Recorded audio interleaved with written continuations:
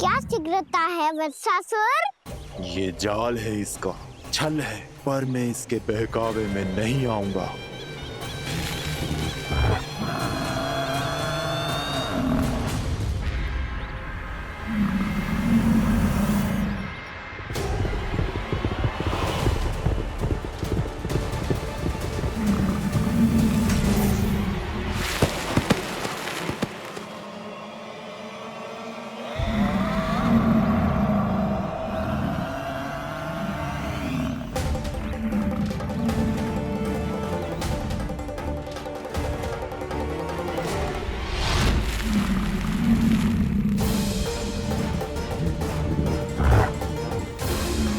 कब तक बच पाएगा तू?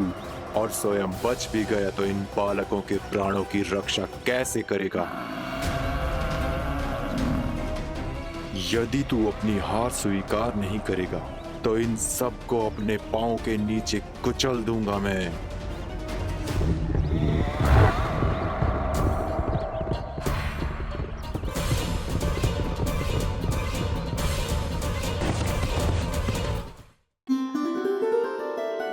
मैंने आप सबको एक बहुत आवश्यक सूचना देने के लिए बुलाओ है यहाँ।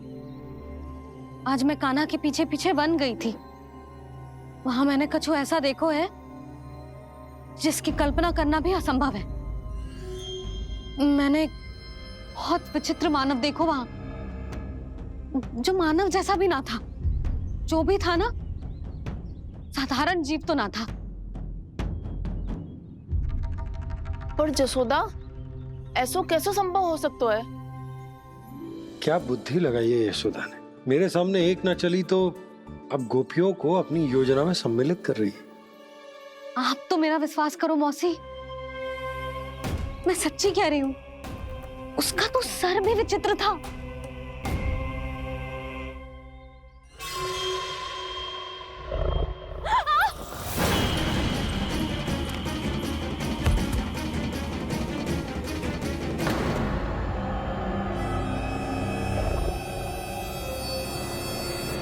मैं असुर ना हूं रानी भाभी, मैं तो बंसी हूँ। बंसी, तू यहाँ क्या कर रहा है? रानी भाभी, कान्हा ने ये पोटली और मटकी देके भेजो है ताकि आपको पता चल जाए कि उन लोगों ने भोजन कर लिया है और वो सब सुरक्षित भी है। तू उन्हें अकेला छोड़ के यहाँ आ गया है और ये भी कह रहे हो कि वो सुरक्षित है। इतनी भी क्या शीघ्रता है वत्सासुर? ये जाल है, इसका छल है, पर मैं इसके बहकावे में नहीं आऊंगा।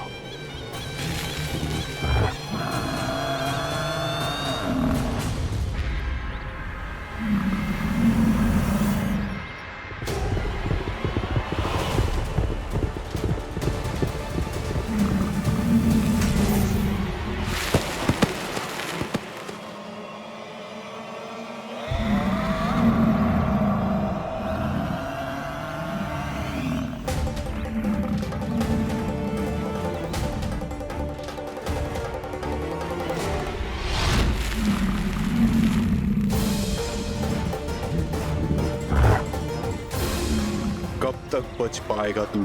और स्वयं बच भी गया तो इन बालकों के प्राणों की रक्षा कैसे करेगा? यदि तू अपनी हार स्वीकार नहीं करेगा तो इन सबको अपने पांव के नीचे कुचल दूंगा मैं।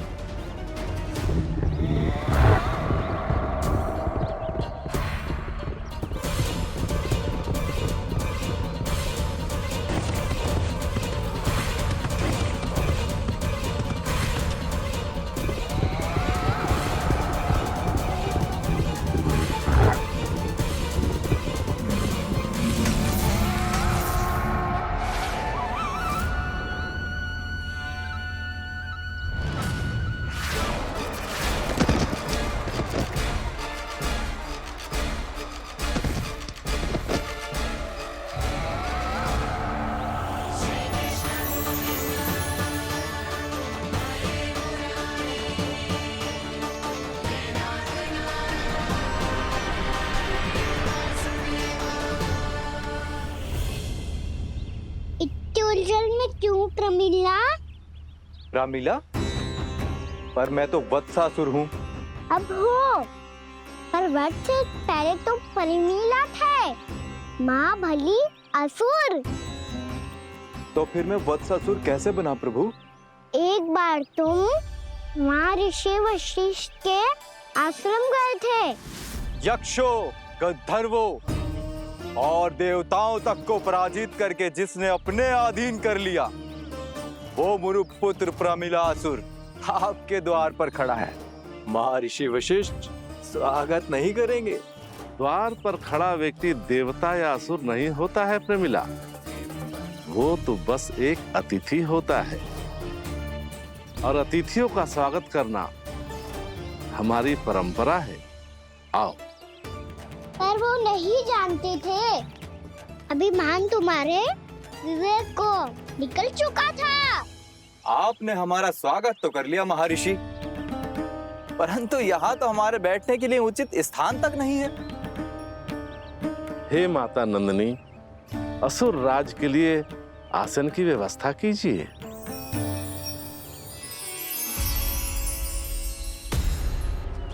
विराजिए असुर राज।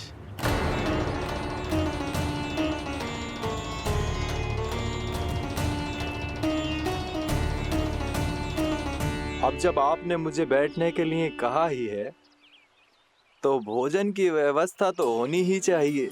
अतिथि तो ईश्वर स्वरूप होते हैं प्रमिला, और उनकी इच्छा पूरी करना हमारा कर्तव्य है।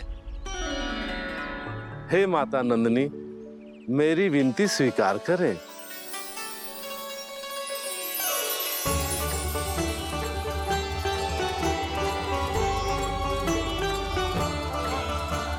आरंभ करो प्रमिला। ये तो बहुत ही चमत्कारी गाय है, किसी भी मूल्य पर इसे प्राप्त करना ही होगा मुझे। फिर तुमने ऋषि वशिष्ठ से नंदिनी को पाने की योजना बनाई, और कुछ ही दिन के बाद ब्राह्मण का रूप लेकर उनके आश्रम पहुंच गए। कहिए ब्राह्मण देव, मैं आपकी क्या सेवा कर सकता हूँ? महर्षि वशिष्ठ के आश्रम आया हूँ। रिक्त हाथ वापस लौटना तो संभव ही नहीं है। ईश्वर की कृपा से आपके मन में जो है वो सब मिलेगा। अपनी इच्छा प्रकट कीजिए ब्राह्मण देव। तो महर्षि, ये गाय मुझे दान में दे दीजिए। गाय मुझे दान में दे दीजिए। किस सोच विचार में पड़ गए महर्षि? क्या आप ब्राह्मण की इच्छा पूरी किए बिना ही उसे आश्रम से लौटा देंगे? किंतु इस ढोंगी के कुचक्र में मत फंसिए महर्षि। ये ब्राह्मण नहीं, असुर प्रमिला है, जो छल में मुझे आपसे छीनने आया है। छल? मेरे साथ छल करता है दुष्ट? तुझे इस कपट का दंड अवश्य मिलेगा। माता नंदिनी, इसके कुकर्म का फल दीजिए। तूने एक दिव्य गाय को पाने के लोभ में अपना वेश बदला था। अब मैं तुझे श्राप देती हूँ, तेरा वेश सदा सदा के लिए बदल जाएगा।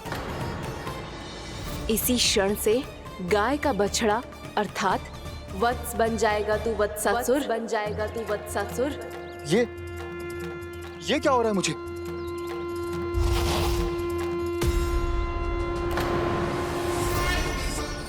मेरा स्वरूप? हाँ। मुझे क्षमा करें मां नंदिनी, अपना श्राप वापस ले लीजिए। महर्षि, मेरी रक्षा करें। मां नंदिनी, मुझे क्षमा कर दीजिए। भूल हो जाने के बाद उसे सुधारने का एक अवसर तो सभी को मिलना चाहिए माँ। इसे क्षमा कर दीजिए माँ, इसे अपनी भूल का पश्चाताप है।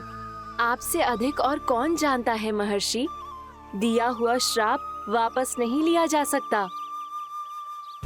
पर मैं तुम्हें वरदान देती हूँ, तुम्हें वत्सासुर के रूप में केवल द्वापर युग तक रहना होगा। उसके बाद स्वयं प्रभु श्री विष्णु के अवतार तुम्हें मुक्ति प्रदान करेंगे।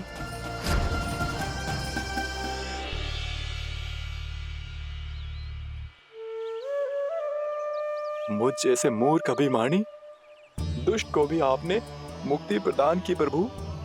जब भी किसी को अपनी भूल का आभास होता है, वो उसी क्षण क्षमा पाने की योग्य बन जाता है। और जिसने वर्षों तक पश्चाताप भी किया हो, उसके लिए तो मुक्ति का मार्ग भी सहज खुल जाता है।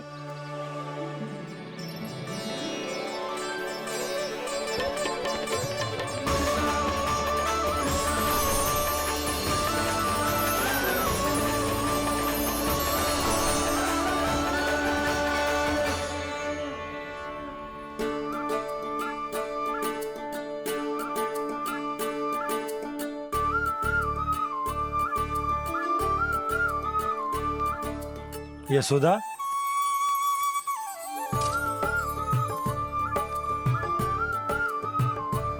यशोदा, कुम्हार के यहाँ से दीपक ले आए हूं। हर बार की भांति इस बार भी पूरा गांव दीपों से जगमगा उठे हो। वृंदावन में जे हमारी पहली दीपावली है और जे हम बड़ी धूमधाम से मनाएंगे। रानी भाभी, तोरण के रूप में जे टांग दो द्वार पे। हाँ, टांग दे। अरे ठहरो, बंसी, जे तोरण थोड़ी ना है। तोरण तो आम के पत्तों और गेंदे के फूल का बनता है। जे किसने कही तुझे ऐसे टांगने के लिए? तोरण क्यों टांगते हैं पता है? हे नारायण, तोरण इसलिए टांगते हैं ताकि बुराई और नकारात्मकता को हम द्वार के बाहर ही रोक दें और भीतर उन शक्तियों को आमंत्रित करें जो ऊर्जा, उत्साह और दिव्यता से भरी हो, जैसे मैया लक्ष्मी। रानी भाभी, ये बात समझ में ना आई कि तोरण में केवल आम के पत्तों और गेंदे के फूलों को ही क्यों लगाया जाता है? वो इसलिए बंसी, क्योंकि आम के पत्ते घर के भीतर की दूषित वायु को खींचकर बाहर निकाल देते हैं और किसी भी प्रकार की नकारात्मक ऊर्जा को उसका हरा रंग घर के भीतर प्रवेश ना करने देते और आंखों को शांति और सुखद अनुभव कराता है, वो बात अलग। इसी प्रकार से गेंदे के फूल भी किसी भी प्रकार की नकारात्मक ऊर्जा को घर के भीतर प्रवेश ना करने देते और उनकी गंध से कीड़े मकोड़े भी घर से दूर ही रहते। समझ में आई बात? जी समझ गए हो। हाँ, तो समझ गए हो तो जा ना, शीघ्र आम के पत्ते लेके आ जा। जी। यशोदा, अपने कान्हा के गौचारण से लौटने की प्रतीक्षा में तुम जितनी व्याकुल हो ना, उतना व्याकुल तो अयोध्यावासी भी ना थे भगवान श्री राम के वनवास से लौटने पर। हर मैया के लिए उसका लल्ला श्री राम ही होता है। अच्छा, एक बात बताओ, तुम अपने श्री राम, मेरा अर्थ है कि तुम्हारे लल्ला की प्रतीक्षा ऐसे ही भूखे प्यासे खड़े रहकर इस द्वार पर करने वाली हो क्या? भोजन की स्मृति सता रही है आपको? अपने लल्ला की कोई चिंता ना है। सारे बालक वन में अकेले हैं, अब तो बंसी भी यहाँ आ गए हैं। नारायण ही रक्षा करे उन सबकी, कहीं कोई अनहोनी ना हो जाए। इतने घने वन में कहीं कोई पशु या कोई राक्षस आ गो तो? अभी तो कह रही थी कि तुम्हारा लल्ला श्री राम है। श्री राम तो 14 बरस का वनवास काटकर सुरक्षित अपने घर लौट आए थे। तुम्हारा लल्ला तो सवेरे गया है गौचरण को, गोधूली के पहले वापस आ जाएगा। चिंता मती करो यशोदा, अकेले रहकर सब संभालेगो तभी तो हर परिस्थिति का सामना अच्छे से कर पाएगो।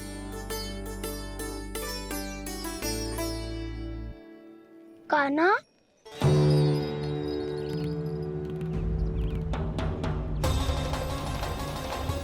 अब की बार तो पूरा फंस गया। अब इस स्थिति को कैसे संभालूं? ये कैसे हो?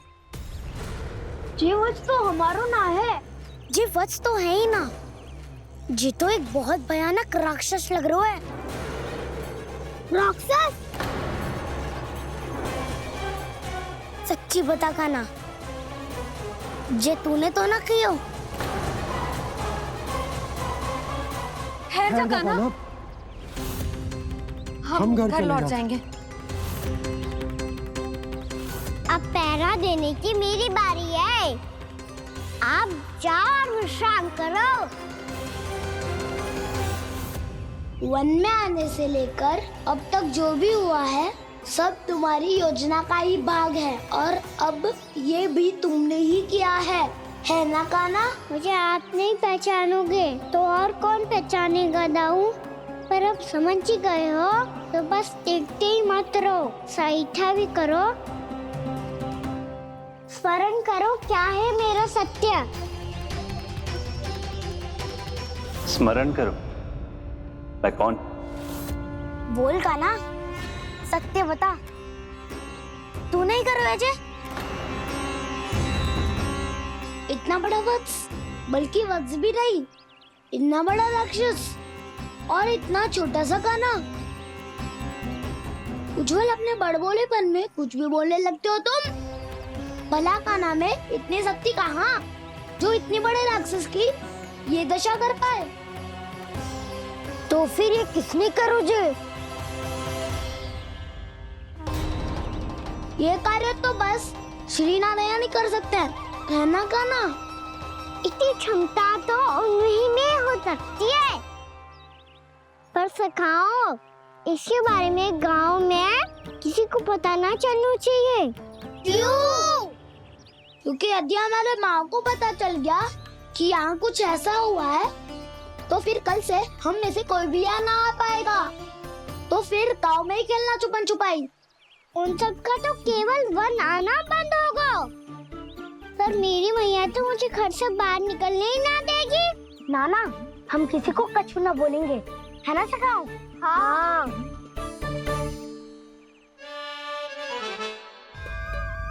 क्या होगा हो सकता? तो हाँ क्यों ना कह रहा है? क्योंकि हम यदि वन में आते ही रहे और ऐसे भयानक राक्षस या पशु ने हम पर फिर से आक्रमण कर दिया तो? काना है ना, मेरे कहने का अर्थ है कि श्री नारायण है ना, जैसे उन्होंने आज हमारे प्राणों की रक्षा की, भविष्य में भी वही करेंगे। तो चलो और सारे के सारे खाद होली का समय हो गया है, वापस चलना चाहिए।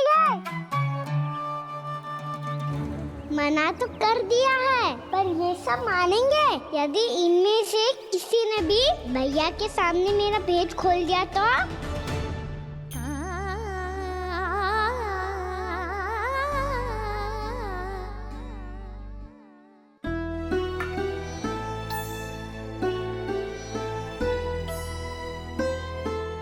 यशोदा, आओ कछु खा ले।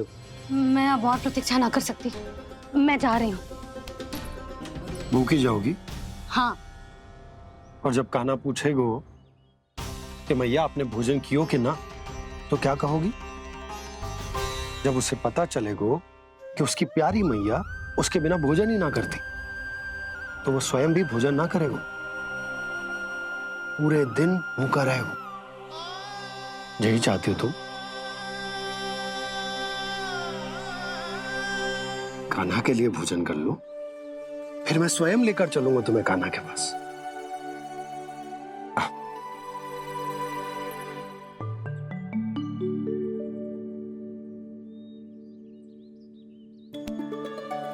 आपने कान्हा का नाम लियो है, इसीलिए खा रही हूँ।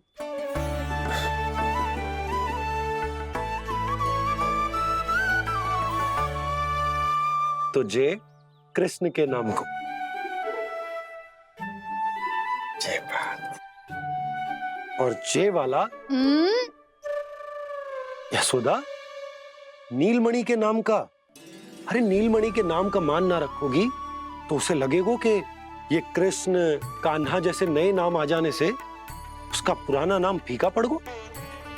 स्मरण है ना तुम्हें कि कान्हा के नामकरण से पहले नीलमणि नाम ने हमारा कितना साथ दिया? तो जे तो खाना पड़ेगा। हाँ। बस। और जे अपने नटखट मुरलीधर कान्हा के लिए। लल्ला का नाम ले लेके आपने पूरा भोजन करा दियो। अब चलो, ले चलो मुझे उसके पास। आपने कही थी ना? हाँ यशोदा, ये लो।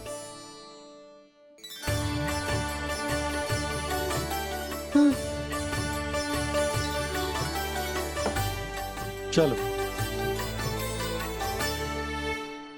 हमने तो वापस ना लौटने का वचन दिया था अपने लल्ला को, मैं तो मैया हूँ, ममता में आके अपना वचन भूल जाती हूँ, पर गोपराज तो अपने वचन के पक्के हैं। जे इतनी शीघ्र कैसे तैयार हो गए?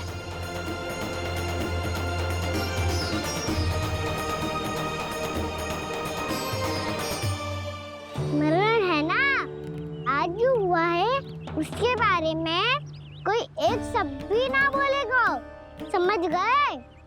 हम तो समझ गए कान्हा, और हम बताएंगे भी ना। पर इसकी मृत्यु देखकर क्या करें? यदि किसी गांव वाले ने देख लिया तो हमें तो बताने की आवश्यकता ही ना पड़ेगा। चिंता मत करो, श्री नारायण सब संभाल लेंगे। ये जहाँ से आया है वही पहुँचा देंगे इसे। वाह दाऊ, क्या सुझाव दिया है आपने?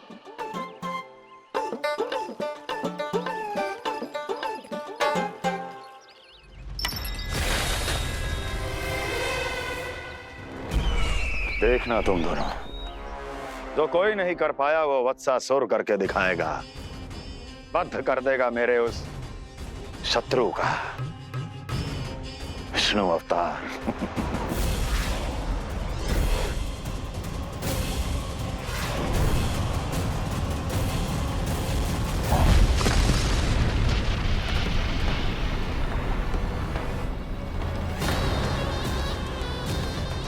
वत्सासुर! वत्सासुर! कैसे मारा उस विष्णु अवतार ने गौवंश को? तुमने वत्स का अर्थात गोवंश के जीव का वध किया है कान्हा? नहीं दाऊ, मैंने तो राक्षस वत्सासुर को मोक्ष किया है। अपने कर्मों को घुमा फिरा के सही सिद्ध मत करो कान्हा। मेरी बात सुनो, मैं दाऊ हूँ तुम्हारा। वो जो भी था पर था तो गोवंश से ही ना। तुमसे उसकी हत्या हुई है और तुम्हें इसका प्रायश्चित करना ही चाहिए। ऐसे करूं?